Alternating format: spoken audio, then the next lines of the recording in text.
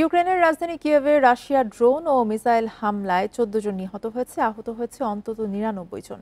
এছাড়া ওডেসায় রুশ ড্রোন হামলায় একজন নিহত হয়েছে, আহত হয়েছে অন্তত ১৭ জন। বান্ডেল থাকলে প্রতি সেনমানিতে টাকা বাঁচবে। বিকাশ সেনমানি বান্ডেল কিনে জিতুন প্রতি লেনদেনে। হামলার পরে কিয়েভ সহ ইউক্রেনের বিভিন্ন এলাকাগুলোয় বিমান হামলার সতর্কতামূলক সাইরেন সক্রিয় করা হয়েছে। মঙ্গলবার কিয়েভ ও আশপাশের অন্তত ২৭টি স্থানে হামলা হয়েছে। মস্কো ৪৫০রও বেশি ড্রোন ও ক্ষেপণাস্ত্র দিয়ে হামলাগুলো চালিয়েছে বলে জানায় দেশটির স্বরাষ্ট্র মন্ত্রণালয়। এতে বেশ কয়েকটি আবাসিক ভবন, শিক্ষা প্রতিষ্ঠান এবং গুরুত্বপূর্ণ অবকাঠামো ক্ষতিগ্রস্ত হয়েছে।